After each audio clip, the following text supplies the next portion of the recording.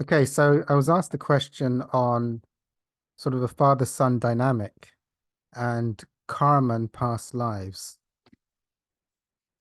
This is a lo lovely question, and also about what's real and true.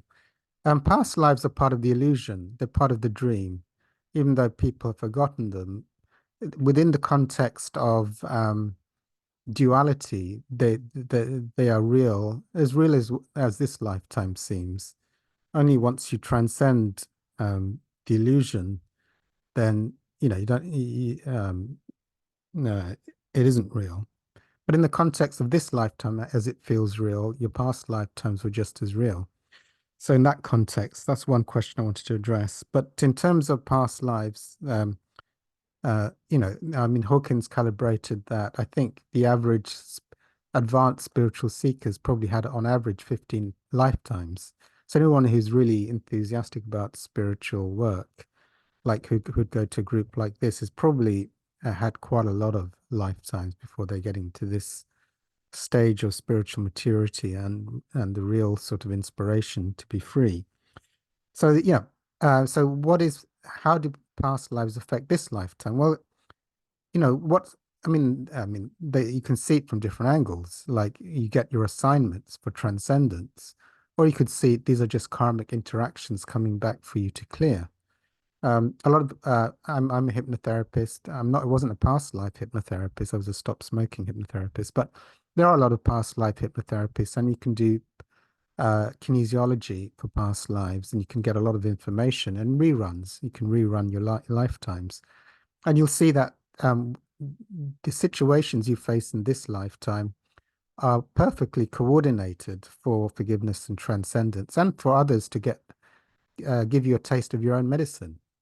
Like for example, I suspect because I've been having a lot of breathing problems, I probably suffocated and yeah, I don't know, maybe strangled people in a past life. I'm probably a pretty nasty person. So, it can come back, I could get somebody come into my life and I can feel suffocated by them. Or maybe I was a pain in the back I was, what is it? I was a child or a parent and I was a pain in the back, you know.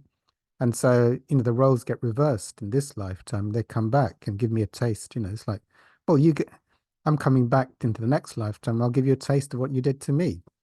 So, everything is perfect. It's actually, if you look at past lives and do karmic research and kinesiological research, you see every situation is karmically orchestrated to perfection to um, to either transcend and release or even take on more stuff. It's like, yeah, I don't like you and I'm going to get revenge on you in this lifetime as I tried to in the last lifetime.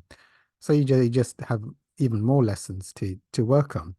You often find that you can get it if you do past life regression. One of the famous hypnotherapists, I won't mention his name in this video, but he's very common. Is, you can tell who these people were in the past lifetime and who they are in this lifetime. So you can actually see the people coming back. I, you know, I think there's my feeling on it is like, some people you just meet them and you don't like them. And it's like, oh, I just sense I don't like it. You never met them before, but you just sense you don't like them, or it's going to be heavy. And some people you meet and you go, oh, I really love this person and know this person, even though you never met them before. And for me, that's giving a clue, in my view, of the amount of baggage.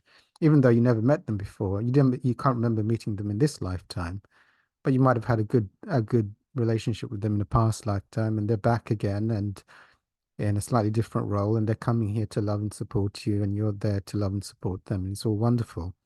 And then some people you just meet them and it's just bad news, just heavy lessons nonstop. So for me, that is you can't remember it, but that is the karmic loads from past lifetimes. I think especially with family members, there tends to be a lot of heavy, some good stuff and some heavy stuff because those can be. You can probably see that you've had, I think with, because you might find that you've had 3 or 4 lifetimes of difficult stuff or easy stuff with people. So there can be a lot of lessons with some of these more deeper relationships you have in this lifetime. But a lot of people in this group know it. I just absolutely love the Dr. Hawkins anti-karma prayer. For example, if I feel like I'm being suffocated in this lifetime, I probably did that to others. So, the guilt brings it back in this lifetime for me to either pay it off by feeling it out, like, like, oh, I suffocated everyone I met in the past lifetime. So I'm going to, out of guilt, I'm going to like suffer that out, or at least I've got to forgive myself or forgive others who suffocate me. And so, dear God, I humbly pray for forgiveness for the one in me who suffocated others, suffocated many others in this lifetime and others, and take responsibility and pray for forgiveness for that and try and clear it, to release those patterns. Yeah, parent child, you can just imagine that the roles were, my son's really difficult, gets angry at me all the time, whatever I say. Well, I can assume I did that when I was I was a child to my parent, I just reverse it. I pray for forgiveness for the one in me who was an ungrateful and angry child to my parents in this lifetime and others. So you just sort of intuit that whatever bugs you in the world, you probably did it to others, and you can use the anti-karma prayer. I do feel instant, like a salve, instant relief by doing the anti-karma prayer because my ego can't get away with saying it's your fault. It's probably something I've done to others, so I need to release it in me. Whereas if I don't do that, the anti-karma prayer, I can just go into my ego and say, well, you're just bad and I'm a victim and it's all your fault, so I'm innocent, which is less effective. Okay, so okay, I'll stop there.